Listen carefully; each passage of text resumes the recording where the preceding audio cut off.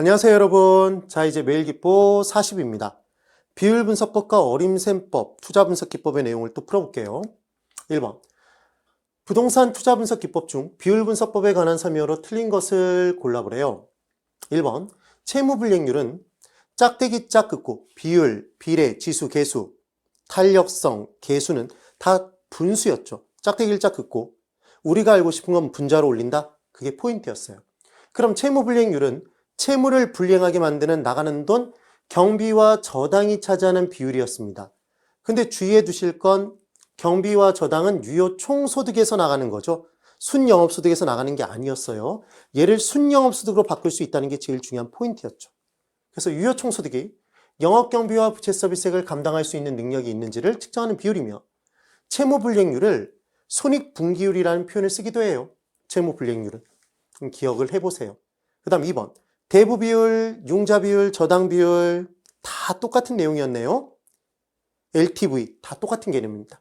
근데 딱 하나만 달랐죠. 무슨 도사? 부채도사.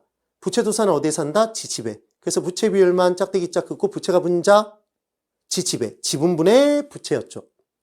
나머진 다 전체 돈분의 남의 돈이었고, 그래서 부동산 가치에 대한 총 투자액에 대한 융자액의 비율, 부채 잔금의 비율을 가리키며 대부 비율을 뭐라고도 한다? 저당 비율 또는 융자 비율 또는 LTV라고 했던 거죠.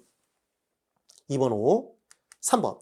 부채 비율은 짝대기 짝 긋고 우리가 알고 싶은 건 부채였습니다. 알고 싶은 게 분자여야 되죠. 근데 지금 부채에 대한 이렇게 얘기하면 부채가 분모란 얘기니까 X죠, 지금. 분모 분자를 뒤집어 놨잖아요. 그래서 3번이 틀렸네요. 그 다음, 대부 비율. 전체 돈에서 남의 돈이 차지하는 비율이 50%면 전체 돈에서 내 돈이 차지하는 비율, 지분 비율이 우리는 50%라는 걸 알 수 있다. 맞죠? 그래서 이 둘을 더해서 얼마가 나와야 된다? 100%가 나와야 되는 거죠. 그래서 대부 비율이 40%다 그러면 지분 비율은 60%. 지분 비율이 20%면 대부 비율은 80%네요. 그렇게 구할 수 있는 겁니다. 그럼 대부 비율 밑에다가 짝대기 짝 긋고 지분 비율을 집어넣으면 지분분의 부채잖아요.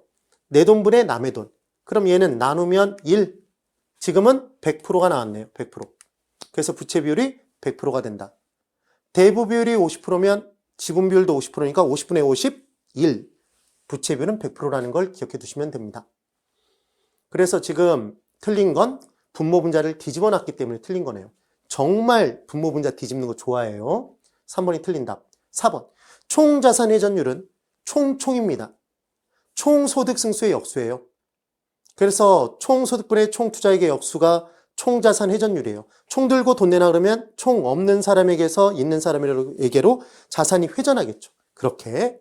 그래서 총자산 회전율은 투자된 총자산에 대한 총투자액에 대한 총소득의 비율이며, 총소득으로 가능 총소득 또는 유효 총소득이 사용된다. 오네요. 그래서 조로 외웠다면 조총으로 기억해 두셔도 되고 총이다 이렇게 기억해 두셔도 됩니다. 총 투자액에 대한 총소득의 비율이더라. 얘는 총소득 승수의 역수였습니다.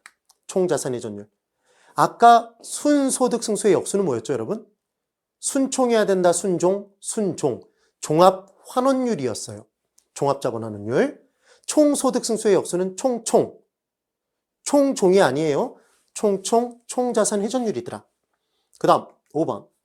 비율 분석법의 한계로는, 비율 분석법에서는 먼저 비율을 구해야 되는데 이 비율을 구하기 위해 분모 분자에 대입되는 수치가 왜곡된 수치가 들어가면 왜곡된 비율 자체가 나오겠죠. 그럼 그 왜곡된 비율을 가지고 투자 결정 내리면 잘한 결정이 나오겠다. 잘못된 결정이 나올 것이다. 지금 그 내용이네요. 그래서 1번의 답은 3번입니다. 2번. 부채 감당률에 대한 설명으로 틀린 것을 골라보래요. 그럼 부채 감당률에서 우리가 알고 싶은 건 부채를 감당하는 것이니까 부채를 감당해내는 건 부채 서비스액 바로 위에 있었던 순영업소득이었죠. 그래서 얘는 순영업소득이 주인공이라는 걸 기억해 두시면 됩니다.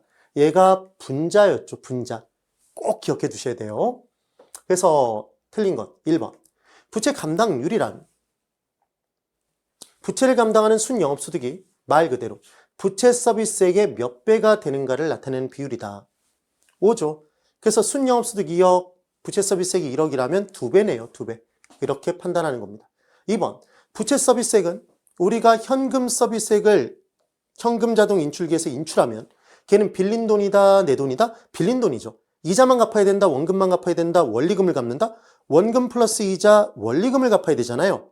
그래서 남의 돈 빌리는 걸 갚는 걸, 남의 돈 빌린 걸 갚는 걸 현금 서비스액이라 한다, 부채 서비스액? 부채 서비스액이었고 부채 서비스액은 원리금 상환액이기 때문에 원리금 상환액을 구하기 위해서는 저당의 저당 이자를 곱하는 게 아니라 저당 상수를 곱했어야 되는 거죠. 그래서 부채 서비스액은 매월 또는 매년 지불하는 이자 지급액을 제외한 원금 상환액을 얘기한다. X죠. 원리금이에요. 원리금. 원금 상환액만 얘기한다 그래서 X입니다. 저당에 뭘 곱해서 구한다? 저당 상수를 곱하면 저당에 대해서 지불되는 금액 저당 지불액이 나오고 이게 바로 원리금 균등 상환액이 부채 서비스액이었던 거죠. 그리하여 우리가 저당 상환 방식에서 금융론에서 문제가 나오면 원리금 균등 상환 방식이라면 반드시 뭘 줄 수밖에 없다? 저당 상수를. 그래야 원리금 균등 상환액을 구할 수 있으니까. 만약에 저당 상수가 없다면 저당 상수의 역수인 죽음의 티 기억나세요? 저당 상수의 역수는 뭐다? 연금의 현가계수였죠. 그 내용이 주어져 있을 거다. 그럼 그것으로 나눠서 계산하면 되더라. 꼭 비교해 두셔야 됩니다. 그 다음, 그래서 지금 틀린 건 2번이죠. 부채 서비스액이 원리금인데 원금만 있다 그래서 X인 거예요. 그 다음 3번에 부채 감당률, 대부 비율, 연간 저당 상수가 주어져 있으면 부채를 감당하지 못하면 부대 저수지 찍고 돌아온다. 빠지면 안 되고 부대 저수지 이렇게 기억하시라는 얘기를 했죠. 그리하여 부채 감당률 곱하기 대부 비율 곱하기 저당 상수하면 바로 종합자본 환원율이 나왔었습니다. 그러니까 2 곱하기 0.5 곱하기 0.1이면 0.1, 10%가 나오는 거죠. 이게 수익환원법에서 우리가 공부를 하는데 나중에 감정평가 3방식 7방법 중에 수요자 입장에서 가액을 구하는 방법, 수익환원법에서 환원율을 구하는 방법 중에 부채 감당법이라는 게 있어요. 그래서 부채를 감당하지 못하면 일순간 개털되죠. 그래서 개텔이란 분이 얘기했다. 얘를 개텔법이라고 얘기를 합니다. 그럼 부채 감당법에 의해서 환원율을 구하는 방법은 부채 감당률에 곱하기 대부 비율.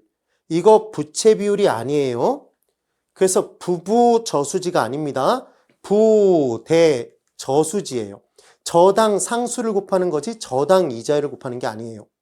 이 자체로 그대로 시험에 나올 수 있기 때문에 꼭 기억해 두셔야 됩니다. 그래서 MM으로 부채를 감당하지 못하면 부대 저수지 찍고 온다? 빠지면 안 돼요. 부대 저수지. 따라해 보세요. 부대 저수지. 부채 감당률, 대부 비율, 저당 상수의 줄임말이지 저당 이자율이 아니었습니다. 그 다음 4번. 부채 감당률이 1보다 작다는 것은 순영업소득이 더 작은 거잖아요. 부채 서비스액보다. 그래서 순영업소득이 부채 서비스액을 감당하기에 부족하다는 것이다. 잘 보세요. 그냥 다른 걸 떠나서 부채 감당률이 기준이 지금 분수로 비교하니까 1인데 부채 감당률이 작으면 부채를 감당하지 못하는 거죠. 말 그대로. 그 내용입니다. 그 다음 5번. 대출 기간이 채무 불이행 위험을 낮추기 위해서 해당 대출 조건의 부채 감당률을 높이는 것이 유리하다. 차입자로 하여금 부채 감당 비율을 높이면 순영업소득이 부채 서비스액을 감당하는 비율을 높인다는 얘기가 결국은 부채 서비스액을 적게 빌려준다는 얘기잖아요. 대출 자체를 적게 대출해 주겠다는 얘기니까 해당 대출 조건의 부채 감당률을 높이는 것이 유리하다. 그래야 차입자가 부채를 감당할 것이고 대출 기관 입장에서는 안정된 원금의 회수가 가능하겠죠. 지금 그 얘기인 겁니다. 그래서 2번의 답은 2번이에요. 그 다음 3번.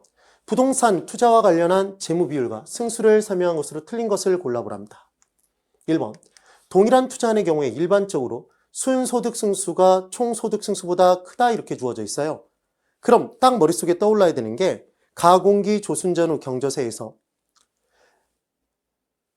경저세는 빼는 거니까 조순 전후의 크기수는 밑으로 내려갈수록 빼기 전의 금액보다 더 작아지는 거였죠. 조보다는 순이 작고 순보다는 전이 작고 전보다는 후가 작았던 거예요. 크기 순이 기억나시면 됩니다. 그런데 승수가 되면 순소득 승수에서 중요한 건, 자 보세요. 조소득 승수와 순소득 승수의 크기는 순소득 승수의 크기가 크대요. 왜 그러냐면 우리 세모 승수는 세모분의 투자액이잖아요. 조수는 총투자액이죠? 그럼 분자는 총투자액으로 같은데 분모만 얘는 조소득이 들어가고 총소득이 들어가고 얘는 순영업소득이 들어가는 거예요. 그럼 뭐가 더 크죠? 총소득, 유효총소득이 더 크잖아요. 그럼 분모가 더 큰 애가 분수 자체는 더 작은 거죠. 그래서 중요한 건 조순전후 밑으로 내려갈수록 크기가 작아지는데 승수의 크기로 할 때는 뒤집어져서 밑에 게 더 크다. 그러니까 순이 순소득 승수가 조소득 승수보다 더 큰 거죠. 기억을 해두셔야 됩니다. 그래서 승수는 크기가 반대로 뒤집혀진다는 게 포인트예요. 그러면 이제 동일 투자안의 경우에 일반적으로 세전 현금 수지 승수가 원래는 세전 현금 수지가 더 커요. 근데 승수가 되면 뒤집히죠. 그래서 세전 현금 수지 승수가 더 작아져야 되는 겁니다. 볼까요? 세전 현금 수지 승수는 짝대기 짝 긋고 세전 현금 수지분의 지분 투자액이잖아요. 그럼 세전 현금 수지가 더 크니까 그게 분모로 들어가 있는 승수는 더 작아지겠죠. 기억을 해두셔야 돼요. 그래서 조순 전후를 각각 나눠서 승수의 크기를 비교할 수 있습니다. 그래야지만 분자의 총투자액으로 갖게 되는 거고 지금 분자의 지분 투자액으로 갖게 됐을 때 이 둘의 크기가 달라짐에 따라 분수의 크기가 달라지는 크기를 비교해 볼 수 있는 거죠. 그래서 단 한 번도 시험 문제에 순소득 승수와 세전 현금 수지 승수의 크기를 비교하는 문제는 나와본 역사가 없죠. 왜 그런지 이해되시죠? 조순 총리라는 걸 기억해 두시면 돼요. 그래서 조순 전후 밑으로 내려갈수록 크기 수는 작아지는 건데 승수가 되면 뒤집혀져서 밑에 게 더 크다라는 걸 기억해 두시는 겁니다. 뒤에 나오는 게 2번이 틀렸어요. 3번 부채 감당률이 1보다 작으면 투자로부터 발생하는 순영업소득이 부채 서비스액보다 작다는 거죠. 감당할 수 없다고 판단되는 것이다.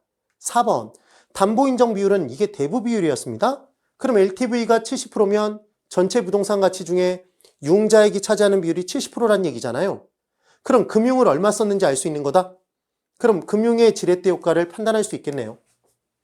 그래서 LTV는 V, 밸류, 가치 기준이니까 투자자가 재무 레버리지를 금융의 지렛대 효과를 얼마만큼 활용하는지를 평가할 수 있다? 5죠. 그 다음 5번 총부채 상환 비율 DTI는 I, 인컴 기준이었죠. I.